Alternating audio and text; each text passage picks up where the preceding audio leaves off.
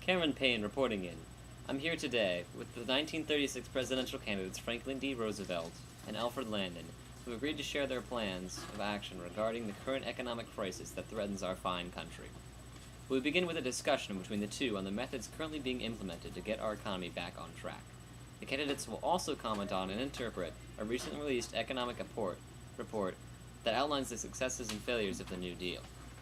Following the discussion, I will invite some citizens to take the microphone and ask the candidates questions on how their policies will affect their lives. President Roosevelt. Thank you, Cam. Governor Landon. Please, call me Alf. Certainly. Alf, I'd like to point your attention to this graph of our great nation's rate of unemployment. As you can clearly see, the rate of unemployment has decreased since the beginning of my term. This clearly exemplifies that the New Deal has been successful in restoring jobs to the American people. I will not argue that the New Deal has restored old jobs, but this is not the issue. The issue is that few new jobs have actually been created. The New Deal, which favors big businesses, has denied the American people employment opportunities that small businesses could have provided. While the immediate benefits of the strategy are very appealing, the ultimate consequences are much more difficult to foresee. The Agriculture Adjustment Act, for example, did not account for the devastation of the sharecrops' livelihoods that it unintentionally brought about. This mistake negated any of the Act's benefits. In the first place, the unemployment rate still went down. Even so, on the path to greatness, some sacrifices must be made. If I could restore the jobs to every American man and woman, I would do so in a heartbeat. Unfortunately, it simply cannot be done, particularly in such a short period of time and so desperate a situation. Now, if you would lend me your attention on the matter of this second figure,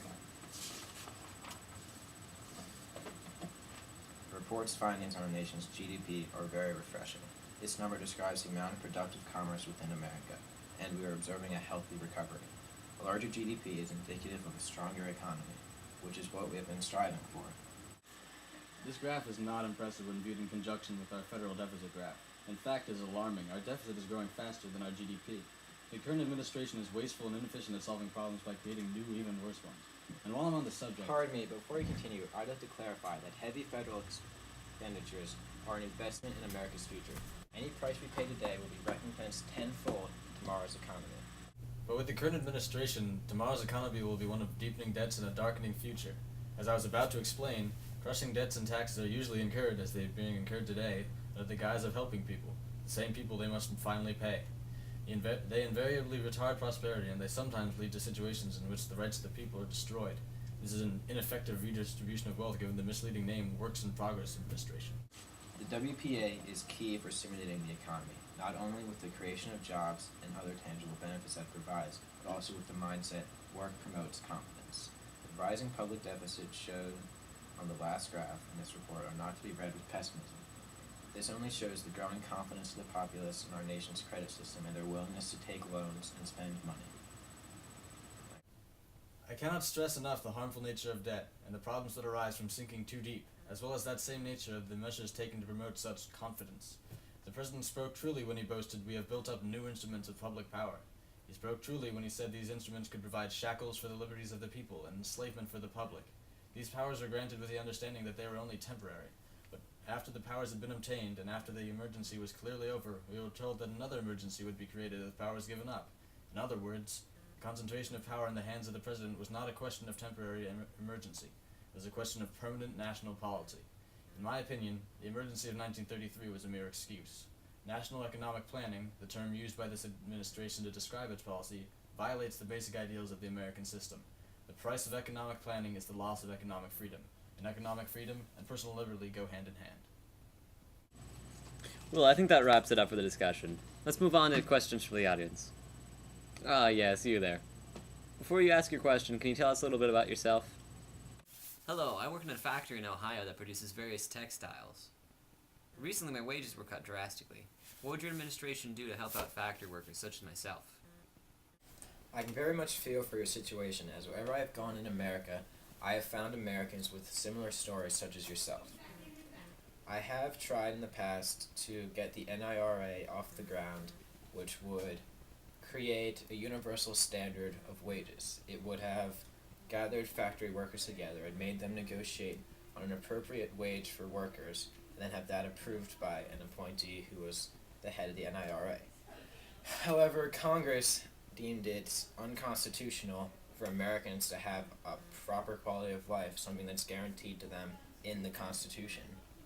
The only other thing I can suggest to you is to gather your fellow co-workers and create a union which would let you negotiate with your factory owner in a one-on-one situation, allowing you to increase your wages and your quality of life. And other than that, you could fight with me, with your congressman, to get the NIRA bill passed. Why fight for a president who has already failed you? The president has more than enough power as it is. Why waste energy on what will inevitably become an increase in taxation and tighter federal control on the economy? The real solution is letting the economy fix itself without government intervention, and wages will naturally rise. Thank you very much, sir. I think it's time for a second question. Ah, you there. In the second row. Oh, who, me? Hello, Mr. President. I'm from Tennessee and I recently fell out of a working job. What can I do to get my old job back or find a new one? This is perfect. Well, not to say that losing your job is perfect, but we recently started working on the Chickamauga Dam, which is in the Chattanooga area.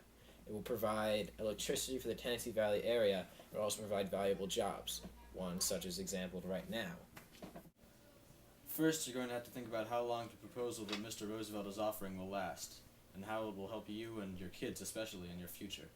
The first step to a permanent solution to this problem is electing me as president. Under my guidance, the federal government will truly foster growth of small businesses, which create a long-lasting solution by providing new opportunities at every turn, especially for you. Well, while I do appreciate Mr. Roosevelt's offer, or any offer for work at that matter, I would greatly prefer a future for myself and my family where my employment is ensured.